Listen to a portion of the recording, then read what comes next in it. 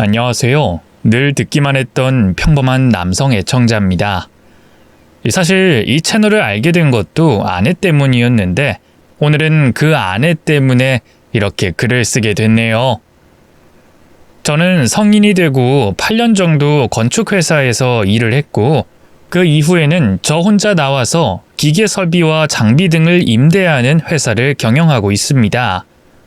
처음엔 혼자였지만 지금은 차츰 직원이 늘었고요. 결혼도 늦지 않게 한 편입니다. 하지만 그때 당시만 해도 제가 사업에 막 뛰어들던 무렵이었고 늘 함께하는 걸 원했던 아내에게 최선을 다하진 못했어요.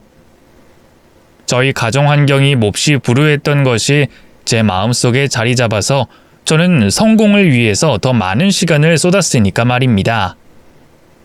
그래도 아이가 태어나면서부터는 달라지긴 했어요. 아내를 꼭 닮은 예쁜 딸을 위해서 뭐든 해주고 싶었기 때문입니다. 제가 부모님께 받지 못했던 사랑을 모두 주려고 노력했죠.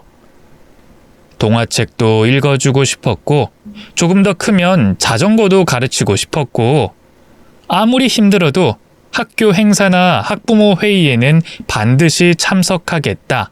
그렇게 다짐했어요. 모두 제가 어린 시절 간절히 바랬던 일이었으니까 말입니다.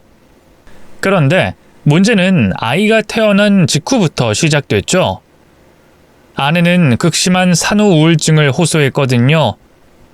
지금이야 매체가 발달해서 이런저런 정보들을 많이 얻을 수 있었지만 그때까지만 해도 산후 우울증은 심각하다는 생각조차 못했을 때였습니다.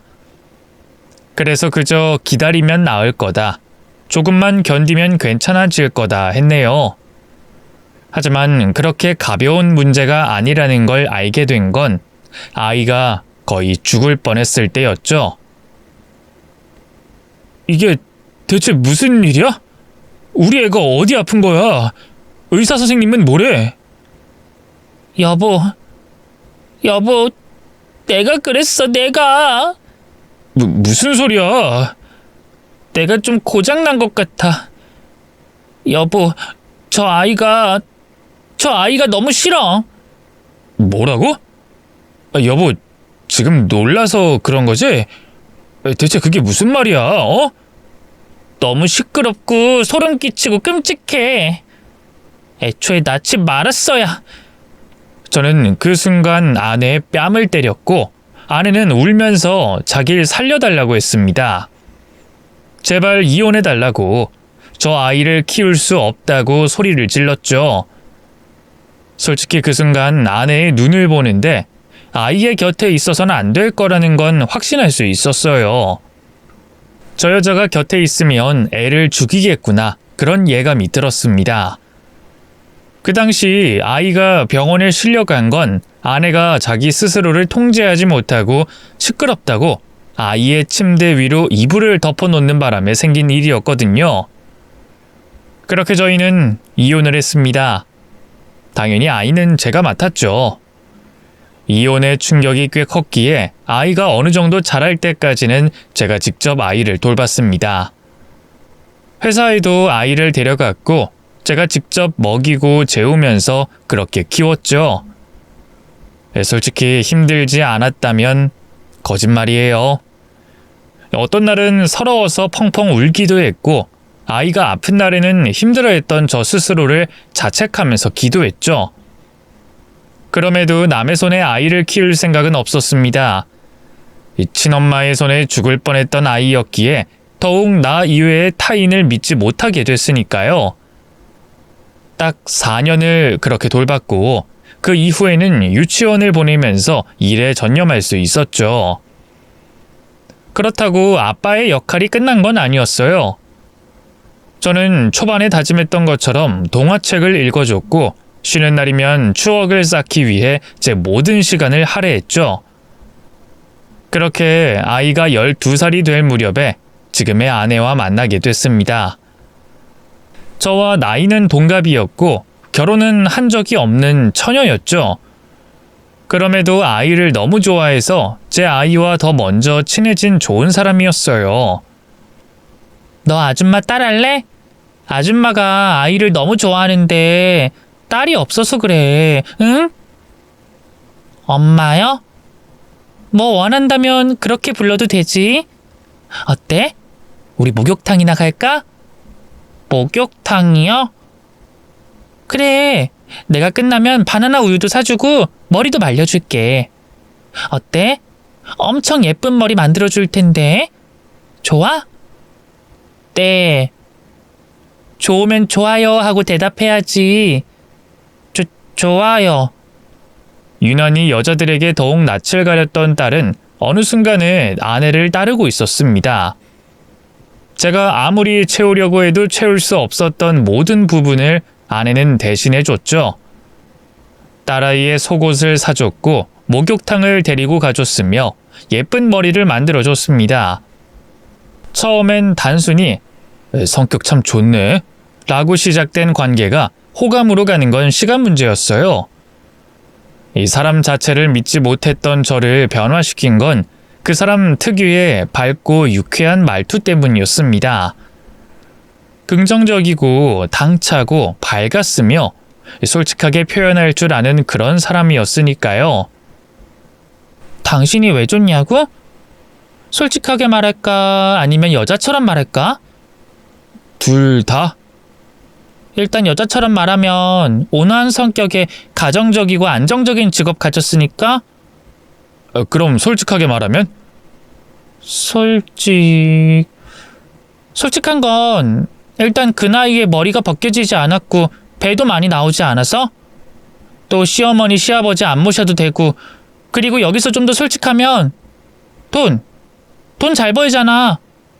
무엇보다 가장 결정적인 건 당신을 닮지 않은 너무 예쁜 딸이 생기니까. 진심이야? 응. 솔직히 우리 나이에 경제력 안 볼 수 있어? 그리고 딸이 있다고 해도 다 같은 딸이 아니지. 예쁘고 마음이 가는 딸이니까 좋은 거지. 날 새엄마라고 싫어하고 경계하고 전처가 연락 오고 이러면 솔직히 결혼? 절대로 안 해. 아, 그래. 진짜 솔직하네. 아내는 그런 사람이었어요. 어쩔 때는 그 솔직함이 너무 당황스러울 정도였습니다. 그래도 이 사람이면 정말 믿을 수 있겠다, 이렇게 생각하고 저희는 결혼을 하게 됐죠. 그렇게 결혼을 하니 확실히 집안은 눈에 띌 정도로 안정을 찾아갔습니다. 애초에 없을 때는 몰랐던 것들이었는데 내가 이렇게 불편하게 살았나? 하는 생각이 들 정도로 마음이 놓였고요. 하지만 그 중에서도 가장 놀라운 건 딸의 변화였습니다. 원래도 착하고 예의는 바른 아이였지만 재혼한 뒤로는 밝아지기도 했고 많이 웃었죠. 왜 이제까지 재혼 생각을 안 했지 하는 후회가 들 정도로 저희 가정은 완벽 그 자체처럼 보였습니다. 물론 그 완벽을 위해서 저는 아낌없이 투자를 해야 했죠. 제 아이를 키워주는 고마운 여자였기에 아깝지 않았어요. 명품? 저번 달에도 사지 않았어? 거기에 어울리는 구두도 있고 또 옷도 사야지. 그리고 옷만 좋으면 뭐해? 피부 관리도 받아야지. 난 여자가 게을러지고 늘어지는 거 보면 한심하더라고. 그러니까 투자 좀 해. 그래, 뭐 카드 준 걸로 하면 되지. 현금으로 주면 안 돼? 현금? 어차피 같은 거 아니야? 아니, 현금으로 하면 할인이 더 들어가니까 그렇지. 그리고 다음 달에 우리 딸 학원 하나 더 보낼 거야. 연기학원. 연기학원? 무슨 발레인가 그것도 배운다고 하지 않았어? 수학이랑 영어도 따로 하고 있는데 지금 더 늘리면 애가 힘들어하지 않을까? 자신감을 키워야지. 지금 아니면 언제 해? 중학교 들어가고 나서? 우리 딸 낯가림이 너무 심하잖아. 이대로 계속 키우잖아? 그럼 학교에서 따돌림 당해.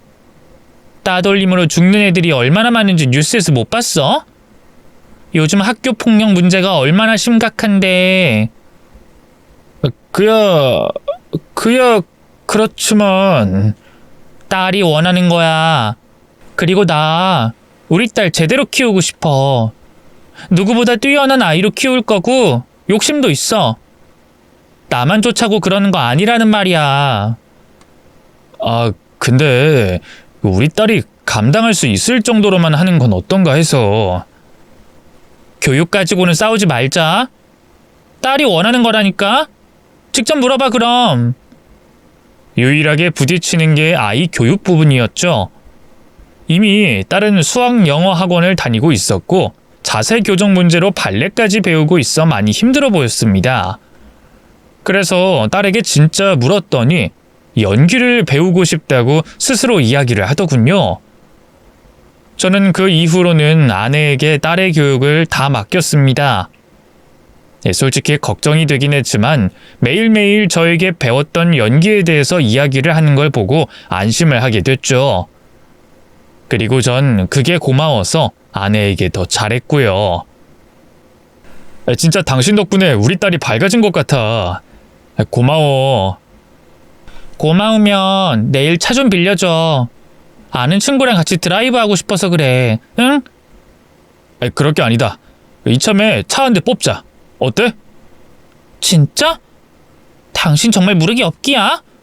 내 마음에 드는 걸로 골라도 되는 거지? 그래, 그렇게 해. 아, 당신 최고. 우리 남편이 진짜 최고야. 나 너무 감동받았어. 그때는 뭐든 해주고 싶었습니다. 왜 그 하늘의 별도 달도 따주고 싶다는 말이 있잖아요. 그 말이 어떤 느낌인지 알게 될 정도였죠. 집은 늘 정갈했고 요리는 너무나 맛있었고 딸은 한결 밝아졌고 아내는 늘 옳았습니다. 그래서 저는 전적으로 아내를 믿기 시작했고요. 그 무렵에 아내는 자신의 친구를 제게 소개해줬습니다. 아내보다는 한 살 위지만 나이는 따지지 않고 반말을 했으며 아내와는 무려 10년이 넘게 알고 지낸 친구였죠. 저희 집에 식사 초대를 했다가 저희 딸이 예쁘다고 몇 번씩 방문하곤 하면서 그렇게 왕래하는 사이가 됐어요. 그 친구는 10년 전쯤에 이혼을 했고 현재는 옷가게를 하면서 혼자 살고 있었습니다. 아내에 비해서 말수도 적고 낯을 많이 가려서 친해지는 것 자체가 힘들었지만 좋은 사람 같았죠. 그러던 어느 날 아내가 제게 묘한 뉘앙스로 이야기를 했습니다. 만약 내 친구가 당신 뺏으려고 이상한 거짓말하면 어떨 것 같아? 날? 왜? 머리가 덜 빠지고 배가 덜 나와서? 장난치지 말고 진지하게 말이야. 뭐 남자처럼 말해줄까? 아니면 뭐 솔직하게 말해줄까? 둘 다? 일단 남자처럼 말하면 내가 아직도 좀 먹히는구나 라고 생각할 것 같고 솔직하게 말하면 좀 소름 끼칠 것 같은데 결혼한 사람한테 접근하는 사람은 정신적으로 문제가 있다고 생각해. 안정적인 걸 좋아하다 보니까 남의 것을 탐내는 느낌? 그리고 그렇게 해서 자신을 인정받으려는 오기? 뭐 그런 거 아니야? 확실한 건 그게 뭐든 비정상이라고 생각하지. 그래? 그럼 당신은 절대로 넘어가지 마. 당신한테 뭐라고 하든. 갑자기 그게 무슨 말이야. 누가 나한테 접근한대? 느낌이란 게 있어. 그러니까 무슨 말을 하든 믿지 마. 특히 우리 사이 갈라놓을 문제라면 뭐든 말이야. 당신은 나 믿지? 그야 당연히 믿지. 내가 전에 말했잖아. 사람 원래 안 믿는 사람이라고. 그게 문제야. 안 믿던 사람이나 혹시나 의심하게 되면 걷잡을 수가 없잖아. 대체 왜 그런 소리를 하는 건지 말이나 해봐. 어? 그래야 대책을 세우지. 일단 내 선에서 해결해보고 그래도 안 되면 말할게. 그때 아내의 눈빛과 의미심장한 말들을 저는 몇 번이나 곱씹었지만 결국 답은 얻지 못했습니다. 하지만 그렇게 고민한 게 무색할 정도로 아내의 예감은 적중해서 들어왔죠. 개인적으로 제게 할 말이 있다는 아내의 절친. 말수도 별로 없는 그 여자가 제게 그런 말을 한 겁니다. 그것도 아내가 자리를 비운 사이에 몰래 말이죠. 그 순간 온몸에 소름이 돋더군요. 귀 뒤에 잔털이 삐쭉 서는 게 느껴질 정도였죠. 그래서 저는 그냥 웃으면서 그 말을 아예 무시했습니다. 그런데 점심시간 저희 회사 앞까지 찾아왔더라고요. 솔직히 너무 당황스러웠지만 그렇게 찾아온 이상 피할 수는 없어 자리를 가졌습니다. 그 누구도 오해 사지 않을 국밥집으로 향했고 국밥을 사이에 두고 마주하게 됐죠. 무슨 일로 저를 따로 보자고 하신 건지. 제부, 다른 건 아닌데 제 주변에 정말 괜찮은 친구가 있거든요. 근데 취직을 못했어요. 네? 아, 혹시 저희 회사 취직 부탁하려고 한 건가요? 저는 속으로 안도를 하면서 그 이야기를 들었습니다. 듣는 내내 그 친구 칭찬을 하기에 저는 속으로 부끄러움을 느끼면서 내가 미쳤구나 하는 자책을 했죠. 그렇게 식사 자리는 끝났고 실제로 그 친구는 저희 회사로 들어와서 일을 하게 됐습니다. 듣던 것처럼 일도 잘했고 싹싹했으며 회사 사람들과도 잘 어울리는 친화적인 사람이더군요. 그런데 그 뒤로부터 뭔가가 묘하게 돌아가기 시작했습니다. 저희 회사에 자신의 친구가 다니니 계속 아내의 절친을 마주하는 일이 많아지게 된 거였죠. 한두 번은 그렇다고 쳐도 그 횟수는 점점 많아졌습니다. 그런데 그때마다 제게 꼭 자신의 친구를 밀어붙이는 느낌이 났어요. 제 친구 너무 예쁘지 않아요? 그 나이에 몸매도 진짜 관리 잘한 것 같고, 그리고 무엇보다 식성이 꼭 맞는 것 같아요. 내 친구도 국밥 좋아하는데. 아, 그래요? 그건 몰랐네요. 그렇잖아요. 제부도 국밥 좋아하는데 내 친구도 그렇고 뭔가 인연은 인연이다 싶고 그렇네요. 그쵸? 인연이요? 그건 아닌 것 같은데. 이참에 한번 만나보는 건 어때요? 요즘 오피스 와이프 이런 거 있던데. 물론 농담이지만 너무 아깝고 또 둘이 너무 잘 어울려서 제 친구랑 결혼한 게 아니면 확 밀고 싶네요. 농담이라도 그런 말은 좀... 그 방법이 통하지 않았는지 어느 날은 이런 말도 했습니다. 제이브, 사람 안 믿는다고 하지 않았어요? 근데 지금 아내는 왜 믿으세요? 네? 당황스럽네요. 믿을 만한 사람이니까? 그렇지 않다면요? 저기 무슨 말씀이 하고 싶은 건지. 이혼하시는 건 어때요? 제 친구 솔직히 씀씀이도 너무 크고 그리고 제가 감당할 정도의 씀씀이니까 괜찮습니다. 그리고 이 자리에 이혼 이야기를 하는 저희가 궁금하네요. 저한테 왜 그러시죠? 저도 들은 게 있고 본 게 있으니까요. 원하시면 제가 실체 보여드릴 수도 있어요. 증거도 있고 증인도 있고요. 저기요. 그만하시죠. 제부. 애초에 그쪽이 진짜 친구는 맞습니까? 제 아내는 어제도 그쪽이 밥 못 먹는 것 같다고 보약이라도 지어주겠다는 말했어요. 근데 뭐요? 실체? 다른 사람은 몰라도 당신 실체는 잘 봤네요. 이런 짓 하지 마세요. 보기 좀 추합니다. 제 친구는 당신 딸 학대하고 못 살게 굴어요. 알긴 해요. 이보세요. 앞으로 저희 회사 근처 오지도 마시죠. 그때서야 제 아내가 제게 경고를 했다는 것에 확신했죠. 애초에 그런 친구였던 겁니다. 집으로 돌아와 아내에게 말하니 아내는 울더군요. 사실 그 친구 이혼당했어. 그 집 남편이 바람 피웠거든. 그랬어? 근데 그때는 이혼했다고... 거짓말이었어. 내가 솔직한 사람이긴 해도 남의 아픔을 이야기하고 싶진 않았으니까. 그래서 언젠가부터 변하더라고.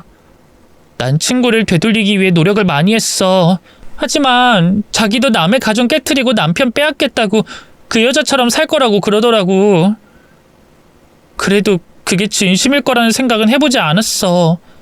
더군다나 당신한테 그런 식으로 접근할지 몰랐고. 뭐? 아니, 뭐 그런 여자가 다 있어. 그럼 애초에 우리 집에 발을 들이지 못하게 했어야지. 차마 그 아이 버릴 수가 없었어. 친구가 나 말고는 아무도 없었으니까. 그래서 더욱 마음을 되돌리고 싶었는데 날 아동학대범으로까지 몰면서 이혼을 종용하다니 너무 슬프다. 아이, 저런. 괜찮아. 이제라도 알게 됐잖아. 그리고 이제 다신 그런 짓 안 할 거야. 걱정 마. 어쩌면 그런 거짓말을 당신한테 할 수 있는지. 우리 딸 어디 있어? 그러자 방에 있던 딸이 나와 아내에게 폭 안겼어요. 그래, 우리 딸. 엄마가 너무 사랑해. 저도요, 엄마. 아내와 잘 지내는 딸을 보면서 전 오히려 아내를 더 신용했고 우리 사이는 더 견고해졌습니다. 그 여자가 원하는 방향으로 절대 틀어지지 않을 거라는 건 예측하지 않아도 알 수 있었죠. 그런데 그 다음 날 저희 딸이 집으로 들어오지 않았어요. 그 연락을 받은 건 제가 한참 회사에서 회의를 하고 있을 때였고 아내는 자신의 친구가 딸을 데려갔다는 말만 하고 이성을 잃고 화를 내고 있었습니다. 그런 아내를 간신히 달래고 저는 주소를 받아들여 그 친구에게 찾아갔어요. 정말로 그 집에서 제 딸이 나오는 걸 보고 화를 냈죠. 하지만 그 여자는 그때와 같은 이야기를 하면서 아이를 돌려주지 않으려고만 했습니다. 증거가 있다, 증인도 있다며 아이에게 계속 이야기를 하려 하면서 부추기기만 했죠. 그러자 딸아이는 힘겹게 입을 열었어요. 아줌마 말이... 아줌마가 맞아, 아빠. 그게 무슨 말이야? 너 그럼 일부러 여기 온 거야? 그러니까 너희 엄마가... 하고 묻고 있는데 뒤늦게 아내가 도착했고 아이는 그런 아내를 보고 달려가 안겼죠. 저는 그 장면을 보고 더 분노가 치솟았습니다. 당신 정말 미쳤어요? 이런 식이면 나 경찰에 신고할 거고 이거 법적으로도 걸고 넘어질 겁니다. 이거 아동 납치고 엄연한 범죄입니다. 저기 제부! 당신이 뭔데 우리 가족을 건드려? 그러자 그 여자가 제 아이를 보면서 말하더군요. 너 정말 이럴 거야? 아줌마 이젠 못 도와, 알아? 하지만 제 딸은 아내 뒤에 숨을 뿐 어떤 대꾸도 하지 않았죠. 저는 그 자리에서 펄쩍 뛰면서 말싸움을 했지만 저희 아내가 말리는 통에 결국 어떤 것도 하지 않고 나와야 했어요. 저는 그런 친구를 두둔하는 아내조차 이해가 되지 않았죠. 아니, 대체 왜 그 여자를 그렇게 감싸는 거야? 이거 납치라고. 심각한 문제야. 우리 딸이 걸린 문제라고. 나 혼자만 감당할 수 있는 부분이 아니라고. 알지. 그래도 예정이라는 게 있잖아. 우리 딸한테 해코지한 것도 아니고 그냥 내버려 두자, 응? 날 봐서라도. 만약에 이런 일이 한 번 더 생기면 그땐 나도 용서 안 할 거야. 우리 딸도 위험성을 알았다면 이제 따라가지 않을 거고. 아내는 딸을 보면서 부드럽게 말했습니다. 엄마 말 들을 거지? 네, 엄마. 엄마 사랑해요. 그래, 나도 우리 딸 너무 사랑해. 찜찜한 마음을 애써 가라앉히려고 노력했지만 그 친구의 눈빛이 잊혀지지 않았습니다. 그리고 뭔가 불길한 예감이 들었죠. 마치 제 전처를 보는 기분이었어요. 당장이라도 멈추게 하지 않으면 사고를 칠 것 같은 그 눈 말이죠. 그래서 저는 그 다음날 회사를 쉬고 딸의 학교까지 쫓아가서 기다렸습니다. 학교 시간이 돼 바로 태워가려고 했지만 생각해보니 학원을 가는 날이었죠. 아내의 말로는 학교에서 학원, 그리고 학원에서 집까지 태워준다고 했기에 저는 딸의 학원으로 먼저 출발해서 주변을 살피고 있었어요. 그런데 아무리 기다려도 딸이 오지 않는 겁니다. 아차 하는 생각에 다시 학교로 차를 돌렸는데 텅 빈 운동장에 딸이 혼자서 그네를 타고 있는 걸 뒤늦게 발견했죠. 저는 놀란 마음을 진정시키고 딸에게 갔습니다. 너 왜 여기 있어? 학원은 어쩌고? 아빠? 아빠가 왜 여기? 우리 딸이랑 맛있는 거 먹으려고 했지. 아빠랑 통했나 보다. 이렇게 둘 다 땡땡이 치고. 엄마한텐 비밀로 해줄 수 있어? 그럼. 그럼 아빠가 회사 안 간 것도 비밀로 해줄래? 응. 우린 그렇게 오랜만에 둘만의 시간을 보냈어요. 함께 피자를 먹었고 아이스크림도 먹었으며 쇼핑도 했죠. 그런데 그때 뭔가 이상함을 감지하게 됐어요. 이 집에서의 모습과는 좀 다른 묘한 이질감이 느껴졌죠. 일단 피자를 허겁지겁 먹어치웠습니다. 늘 조금만 먹고 천천히 여유롭게 먹던 모습이 아니었어요. 그리고 아이스크림도 바닥에 흘려가면서까지 입에 우겨 넣었죠. 뿐만 아니라 이전과는 다른 옷을 고르는 것도 이상했습니다. 단순히 아이가 많이 컸기 때문이라고 생각하기엔 계절 자체가 여름이었죠. 이건 긴팔 아니야? 덥지 않나? 집에서 입는 건데. 그냥 긴팔이 좋아. 우리 집은 좀 춥기도 하고. 하긴 뭐 에어컨 틀어주니까 그럴 수도 있겠다. 근데 이건 너무 두꺼운 바지잖아. 난 이게 좋아. 그저 좋게만 보였던 것들이 하나둘 이상하게 보이기 시작했습니다. 부쩍 다이어트를 한다고 조금만 먹던 것도 이상했고 외모를 가꾸는 사춘기라고 넘겼던 것들도 탁탁 걸리기 시작했죠. 마치 손톱 밑에 작은 가시처럼 신경 쓰지 않다가 집중이 되는 그런 느낌이랄까요? 어쨌든 그래도 저는 애써 그런 것들을 무시했습니다. 아내의 친구가 제게 심어놓은 의심의 씨앗이라고 생각했기에 더더욱 그랬죠. 그래도 혹시나 하는 마음에 마음이 잡히지 않아 결국 집으로 돌아가는 길에 아이에게 조심스럽게 물었어요. 너 혹시 말이야, 엄마가 너한테 나쁜 말이나 행동을 한 적은 있니? 제 물음에 아이는 한참을 망설이다가 겨우 입을 열어 이렇게 말했습니다. 응. 그건 큰 화근이 됐고 그날 아내와 저는 크게 다투게 됐죠. 아내는 억울하다면서 방방 뛰었고 저는 뭘 어떻게 했기에 저런 말을 하는지 계속 추궁했어요. 지금 내 말이 아니라 내 친구 말을 믿은 거야? 아니, 내 딸을 믿었어. 애초에 물어본 게 의심한 거잖아. 왜 그런 말을 물어? 나 애 아빠야. 그 정도도 못 물어봐? 그럼 나는 애 엄마 아니야? 당신 이제까지 날 그렇게 봤어? 내가 친모가 아니라서 그래? 아, 알았다. 그러니까 이런 의심이나 하지. 입장 바꿔놓고 생각해봐. 내가 이렇게까지 애한테 잘했는데 그런 의심했다는 자체가 불쾌해. 어쩌면 나한테 이래? 그럼 애가 왜 그런 말을 해? 제 사춘기야. 알긴 알아? 내가 이전처럼 잔소리만 해도 파르르 떨고. 당신이 뭘 알긴 알아? 왜? 나도 사라져 줄까? 이제 와서 친모가 아니라서 찜찜해? 그래서 그래? 그럼 당신 딸 죽이려고 한 친모한테 데려가든가. 아니, 어떻게 그런 말을... 그러니까 나한테도 그런 말 한 거나 다름없지. 내가 저 아이를 얼마나 사랑하는데 당신 못 꼬셔서 안달난 그 여자 말 믿고 내 말은 안 믿어? 그럼 왜 애가 그런 말을 하냐고. 내가 미운가 보지. 한참 그럴 나이잖아. 당신은 부모님 친부모라고 다 좋았어? 아니잖아. 당신 부모님 싫어하잖아. 그래서 집 나와서 혼자 살았던 거라며. 하물며 친부모도 마음에 다 들지 않는데 난 어떨 것 같아? 2배로 3배로 노력해도 난 여전히 새엄마야. 당신 눈엔 더 그렇게 보이겠지. 아예 계모로 보고 내가 애를 때리고 패는 그런 여자로 보는 거 아니야? 난 우리 딸보다 당신한테 더 실망했어.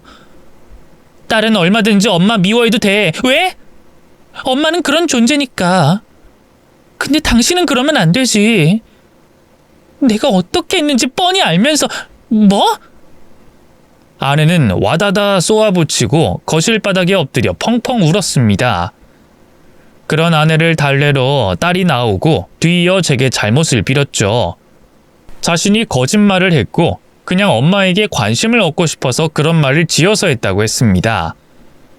때문에 저는 이혼을 요구하는 아내에게 며칠 동안 잘못을 빌어야 했고요.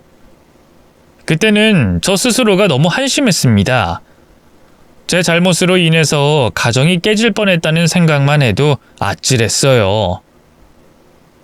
시간이 지나서 아내의 말을 곱씹어 보니 제가 얼마나 멍청한 짓을 했는지 알 수 있었죠. 아이를 키우는 것 자체가 얼마나 힘든지 알면서도 혼 한 번 내지 않고 키우길 바랬던 저 스스로가 바보 같았습니다. 다행히 며칠이 지나자 우리는 점차 제자리를 찾아갔어요. 모든 게 정상으로 돌아오는 기분에 행복해졌고 다신 그런 의심을 하지 않으리라 재차 다짐을 했죠. 그런데 아내가 방학에 딸과 여행을 가겠다고 하더군요. 여행? 나는? 이른바 모녀 여행이거든. 그리고 당신도 알잖아. 나랑 요즘 좀 거리감 있어. 이제 중학교에 올라갈 텐데 확실히 관계 회복해야 하지 않을까? 그야 그렇지만. 그니까 우리 둘한테 시간을 좀 줘. 응? 딸한텐 내색하지 말고. 얼마나? 5박 6일 정도? 알았어, 그럼. 돈은 마음껏 써도 되지? 그럼 뭐 그렇게 하라고 내가 열심히 돈 버는 건데. 역시 우리 남편 최고라니까. 고마워. 방학이 되고 다음 날인가 이튿날에 아내와 딸이 여행을 갔습니다. 그날 저녁은 모처럼 혼자만의 시간을 보내고 있었죠. 뭐 그렇다 할 건 없지만 음식을 배달해 먹고 맥주를 먹으면서 야구를 보고 있을 때였어요. 갑자기 쿵쿵 소리가 다급하게 들렸고 문을 열었을 때 아내의 절친이 거칠게 숨을 몰아쉬고 있었습니다. 저는 빠르게 문을 닫으려고 했지만 열린 문틈 사이로 발을 넣더니 기어코 안으로 들어오더군요. 정말 속이 뒤집히는 느낌이 들면서 경찰을 부르겠다고 소리를 질렀죠. 그런데 그 여자가 씩 웃었습니다. 그리곤 거의 동시에 여자의 뒤에서 경찰 2명이 다가왔어요. 저는 너무 당황해서 현관에서 떨어져 들어왔습니다. 그러자 경찰이 내부를 확인한다면서 차례로 집으로 들어오더군요. 대체 무슨 일이죠? 아동학대 신고받아서 확인 좀 하려고 합니다. 아니 그게 무슨... 우리 애는 여행 갔어요. 저는 그제서야 그 여자의 짓이라는 걸 깨닫고 따졌죠. 또 당신이죠? 정말 왜 이러는 겁니까? 이번엔 절대로 못 넘어가요. 넘어가지 마시고요. 그 여행지라는 곳 어딥니까? 어디냐고요? 제가 그걸 어떻게 알아요? 아빠라는 사람이 그것도 몰라요? 당신 진짜 내가 그렇게 경고했는데 제부, 아직도 바보같이 속고 있어요? 적어도 당신 아내 뒷조사는 해야 할 거 아니에요? 이 사람이 정말... 저는 그 눈빛에 압도돼 따지려던 말을 제대로 하지 못하고 어버버하기만 했죠. 그런데 경찰들은 갑자기 더 바빠졌고 서로 연락을 취해가면서 상황을 보고하고 있었습니다. 그런 분위기 때문에 저는 정말 뭔가 잘못됐다는 생각을 하게 됐죠. 저도 알았다면 이렇게 두진 않았을 거예요. 저도 한 달 전에 알았어요. 저희 옷가게 직원으로 온 학생 때문에요. 그게 무슨... 제가 묻자 잠시만 기다리라고 하더니 어딘가로 전화를 했고 아내가 없다는 말을 연거푸 하더니 한 5분 정도 지났을 때 20살 남짓한 여자아이가 집으로 들어왔습니다. 이 아이가 친딸이라고요. 친딸이라니... 그 여자 친딸이라고요. 제 아내요? 제 아내는 결혼을 한 적이 서류상으론 그렇죠. 그리고 이 아이는 학대당했었어요. 내 친구였고 당신 와이프인 그 여자한테요. 저도 이 아이 말을 듣기 전엔 상상하지 못했어요. 뒤이어 옷가게에 면접을 보러 온 그 학생과 일을 하게 되면서 집안 사정을 다 알게 됐다는 설명을 했습니다. 낯가림이 너무 심해서 이런저런 조언을 해주다가 알게 됐다고 하더군요. 그런데 제 아내가 가게에 놀러간 그날 직원이 놀라서 뒤로 넘어갔고 기절을 해서 병원에 실려가는 사건이 벌어졌다고 합니다. 그리고 나중에 자신이 믿었던 친구가 한 아이를 학대하고 방치했다는 사실까지 알게 된 거였죠. 과거니까 저도 그걸 다 밝히긴 싫었어요. 그래서 제보를 떠봤죠. 아닐지도 모른다 이렇게 생각하고 넘겼고 모른 척하고 싶었지만 아이가 너무 밟히더라고요. 왜 진즉에 이분을 데려오지 않았던 거죠? 너무 무서워했으니까. 이 집 근처에도 오는 걸 싫어했어요.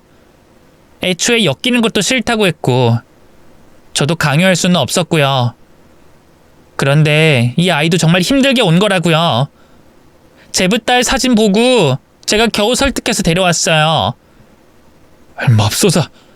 그럼 제 딸은요? 제 딸은 왜? 제가 묻자 가만히 고개를 숙이고 있던 아내의 친딸이라는 사람이 말했습니다. 아직 어리잖아요. 엄마가 필요했을 거고 계속 세뇌시켰을 거예요. 저 역시 그랬어요. 엄마는 저를 방에 가뒀고 밥을 굶겼고 늘 착한 아이로 살게 교육시켰어요. 어린 시절의 기억일 뿐이지만 저는 정확하게 기억합니다. 사랑한다고 말하지 않으면 저를 때렸거든요. 품에 안기지 않으면 저를 가뒀고요. 그 순간 저는 바닥에 주저앉고 말았습니다. 딸아이의 눈동자가 떠올랐고 그 안에서 저는 절박한 어떤 감정을 봤음을 떠올렸죠.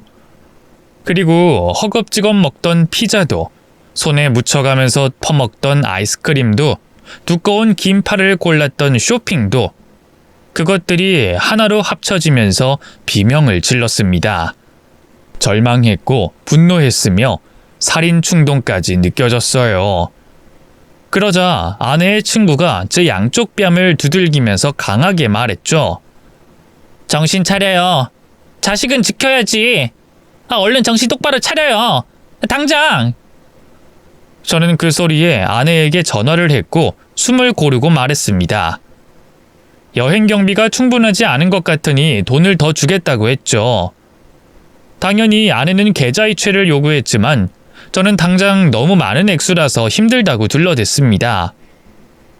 대충 아내가 모를 법한 회사 이름을 대면서 검은 돈이라는 거짓말까지 했어요.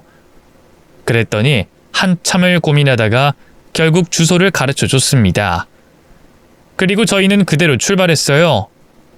경찰들은 관할이 아니라서 다른 경찰서와 연계를 해줬고 그렇게 아내와 딸이 있는 곳으로 갔습니다. 아내의 친딸은 만남 자체의 공포를 느껴 함께 갈 수는 없었지만 경찰의 증언은 해주겠다고 하더군요. 그렇게 찾아간 곳에 아내는 태연하게 딸과 함께 팩을 하고 저를 반겨줬습니다. 하지만 경찰과 자신의 친구를 보더니 표정이 확 바뀌더군요. 마치 기분 좋게 가다가 똥을 밟은 그런 표정이었습니다. 저는 제 딸에게 달려가 바짝 끌어안았고 딸은 놀랐는지 아내의 눈치를 보면서 슬쩍 피하려고 했죠. 하지만 저는 그런 딸의 손을 더욱 세게 잡았고 아내는 계속 전현이 이간질한 거라고! 저 여자 잡으라고! 소리만 지르고 있었어요. 저는 그 상황에서도 딸의 눈을 보고 침착하게 말했습니다. 아빠는 우리 딸만 있으면 돼. 그러니까 말해. 엄마가 널 때렸어? 널 가뒀어? 널 굶겼어? 그러자 아내가 소리를 꽥 질렀어요. 또 그 소리야? 진짜 정신병 있어? 경찰관들이 믿을 것 같아? 내가 어떻게 하는지 동네 사람들이 다 알아. 길 가는 사람 잡고 물어봐라. 당신은 조용히 해. 내가 왜? 난 당당해. 내 성격 몰라? 내가 얼마나 솔직한 사람인지 당신 알잖아. 당신 친딸이 찾아왔었어. 뭐? 내가 친딸이 어딨어? 유전자 검사한 거 결과 보여줄까? 저는 거짓말로 아내를 압박했죠. 그랬더니 눈빛이 흔들리더군요. 당신 내 뒷조사했어? 했냐고? 진짜 해도 해도 너무하네. 그래, 나 결혼했었어. 잠깐. 근데 그거 말 안 한 게 그렇게 잘못이야? 당신도 재혼이잖아. 왜 치사하게 과거를 걸고 넘어져? 그 아이도 학대했지? 나 다 알고 온 거야. 학대는 무슨... 걔가 남자한테 눈이 돌아가지고... 겨우 8살에 떼어놓고 갔으면서 뭐? 남자? 여보, 그 아인 복수하려고 온 거야. 내 말이 틀린 거 봐. 진짜라고. 우리 사이 갈라놓으려고 이용하는 거라니까? 전 남편이... 아니, 애초에 남편도 아니야. 우린 서류상으로 남이라고. 난 결혼한 적 정말 없다니까? 자기 자식도 버린 인간이 내 딸한텐 잘했겠어? 잘했어. 물어봐. 쟤한테 물어봐. 야, 엄마가 너한테 잘했잖아. 아니야? 너 입으로 경찰들 앞에서 말해. 당장! 똑바로! 저는 다시 딸의 눈높이에 맞춰 물었죠. 마지막 기회야. 용기 가지고 말해. 지금 말해야 벗어날 수 있어. 그리고 이 기억들도 깨끗하게 털어낼 수 있고 평생 후회할지도 몰라. 아빠한테 솔직하게 말해줄래? 엄마가 날 때렸어. 어두운 곳에 가뒀어. 거짓말이야. 저거 다 새빨간 거짓말이라고. 이것들이 다들 짜고 날 궁지에 몰려고 하는 거야. 여보, 나 정말 결백해. 봐. 내가 결백하지 않으면 뭐하러 주소를 찍어줬겠어. 그리고 팩도 하고 있었잖아. 이게 뭘 뜻하겠어? 그러게. 너무 자연스러워서 참 놀랍다. 근데 왜 당신 입술도 지우지 않고 팩을 붙였어? 딸이랑 여행 와서 쉬면서 왜 화장을 그렇게 진하게 했냐고. 이건... 그때 딸이 자신의 소매와 바짓단을 걷어 올렸습니다. 거기에는 검붉은 멍과 푸른 멍이 뒤엉켜 있었고 곳곳에 꽃이 핀 것 같은 상처도 보였죠. 결국 그렇게 아내는 경찰에 의해서 연행됐고 뒤늦게 딸의 이야기를 모두 듣게 됐습니다. 시작은 저와 결혼하기 전이었다고 하더군요. 딸은 친모가 자신을 버렸다는 사실을 알게 됐다고 했죠. 그 뒤로 착하게 지내면 그럴 일이 없다는 협박 아닌 협박을 받으면서 점점 위축이 됐고 뭔가를 잘못하면 밥을 굶기거나 어둡고 차가운 지하실에 가둬둔 적도 있다고 합니다.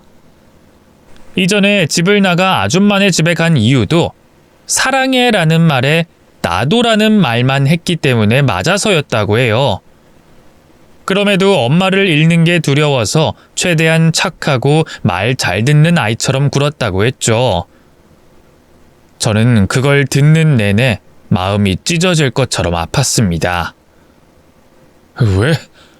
왜 그랬어? 아빠한테 왜... 아니다. 아빠가 잘못했어. 아빠가 못 들었어. 미안해. 아빠가 잠깐 미쳤었어. 우리 딸이 살려달라는 눈빛 보냈는데도 몰랐으니까. 아빠가 다 잘못했다. 엄마를 잃는 건 싫었지만 그래도 좋은 건 아니었어. 근데 왜 참았어? 아빠가 좋아 보였어. 아빠는 나 때문에 많이 힘들었잖아. 그래서 아빠가 행복했으면 했어. 그래서 참았어. 참다가 보면 언젠간 괜찮아질 거라고 생각했어. 미안해. 정말 미안해, 우리 딸. 너무 미안해.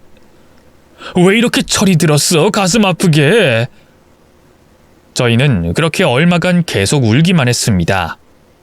저는 미안해서, 괴로워서, 죽을 것 같아서 울었고 아이는 안도감과 동시에 드는 두려움에 눈물을 흘렸죠. 나중에 알게 된 사실인데 딸은 애초에 학원도 다니지 않았다고 하더군요. 그래서 학교가 끝난 뒤에도 한참을 운동장에서 홀로 시간을 보냈던 겁니다. 추운 겨울에도 더운 여름에도 그랬던 거죠.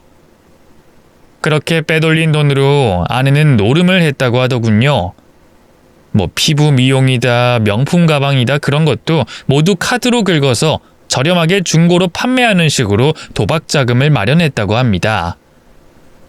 거기다가 더 큰 문제가 하나 있었는데 그러고도 돈이 모자라 주변 사람들에게 돈까지 빌렸다고 했죠. 이런 여러 가지 이유로 아내는 궁지에 몰리게 됐습니다. 그러니 제게 부탁을 하더군요. 나 진짜 억울해. 안 때렸어. 그리고 사람들 돈은 어쩌다 보니 그렇게 된 거야. 합의만 해주면 정말 별 문제 없이 풀려날 거야. 내 딸 얼굴은 봐야 할 거 아니야. 누구? 내 딸 말하는 거야? 여보, 내 딸이야. 당신 딸한테 사죄하는 게 먼저지 않아? 걔는 아니라니까.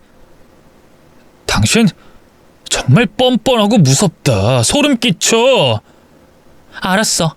알았으니까 합의금 좀 줘. 당신 돈 많잖아. 그래야 여길 나가지. 당신은 당신 딸 엄마가 사기로 복역이라도 하길 바라는 거야? 우리 그간의 정을 생각해서 제발. 제발 평생 거기서 썩어라. 너랑은 이혼할 거고 당신한테 돈 빌려주고 못 받은 사람들 변호사 비용까지 될 거야. 알아? 이러고도 분이 안 풀리니까 나한테 또 전화하지 마. 그럴 때마다 변호사 한 명씩 더 붙일 거니까. 여보, 그 돈으로 날 도와야지. 난 이러려고 돈 벌었어. 몰랐어? 그 뒤로 아내에게는 연락은 없었습니다. 그래도 이혼은 어렵지 않게 할 수 있었어요. 아내의 범죄 사실은 물론이고 아이가 당한 학대까지 모두 제 손을 들어줬으니까요. 하지만 문제가 사라지진 않았습니다. 특히나 딸은 마음의 상처를 크게 입었고 그 상처를 극복하기 위해서 상담실과 정신건강의학과를 다니고 있죠. 이게 딸 혼자만의 문제도 아니라 저 역시도 함께 가고 있습니다. 그리고 전 제 딸을 위해서 용기를 내준 아내의 친딸에게도 병원 치료를 권했어요. 물론 모든 비용은 제가 부담하는 것으로 했죠. 그렇게 저희 셋은 올해 2월부터 현재까지 꾸준히 병원과 상담을 오가고 있습니다. 이제 와서 아내가 몇 년의 징역을 살게 될지 어떤 벌을 받을지는 중요하지 않아요. 오직 저희가 그 상처를 어떻게 이겨낼 수 있을지가 중요하죠. 그리고 저도 생각보다 문제가 많더군요. 또다시 배신을 당했다는 생각에 인간들 자체를 믿을 수 없게 됐으니까 말입니다. 그런데 이 일을 두고 상담사 선생님께서 이렇게 말씀해 주셨어요. 그런 일 겪는다면 인간이 싫어지죠. 싫어하세요. 하지만 그 일을 막으려고 했던 분들도 인간이죠. 억울한 누명을 쓰고도 진실을 밝히려던 인간, 그리고 두려움에 떨면서도 용기를 낸 사람도 인간이죠. 자, 어떤가요? 그래도 싫어하실 건가요? 저는 그 말을 듣고 마음에 담고 있던 분노가 풀리는 것을 느꼈습니다. 그래서 이 이야기를 저와 비슷한 상황의 사람들에게 해주고 싶었어요. 내가 이렇게 해서 사건을 알게 됐고 감옥에 보냈고 복수를 끝냈다라는 이야기가 아닌 누군가에게 배신당하고 누군가 때문에 힘들어하는 다른 사람들을 위해서 저도 나서고 싶었습니다. 제 딸을 위해 나서준 사람들처럼 말이죠. 정말로 그분들이 아니었다면 생각하고 싶지 않은 일들이 벌어졌을 겁니다. 그분들에게 정말 제대로 보답할 겁니다. 그리고 제 딸에게도 마지막으로 하고 싶은 이야기가 있어요. 힘들고 고통스럽겠지. 그래도 네가 늘 잘 해왔던 것처럼 이번에도 이겨낼 거라 믿는다. 언젠가는 지금의 괴로운 마음도 닳고 무뎌져서 쓴 웃음을 지면서 이야기할 날이 올 거야. 네가 처음으로 걸음을 뗐던 날, 자전거를 탔던 날, 네 뒤에 내가 늘 있었듯이 앞으로도 네 뒤에서 널 지켜줄게. 사랑하는 내 딸아, 넌 앞으로 그렇게 앞으로만 가렴. 사랑한다. 아빠가 미안했어. 끝으로 이렇게 끝까지 제 이야기를 들어주신 많은 분들에게 너무 감사하고 저희 딸에게도 많은 응원 부탁드립니다.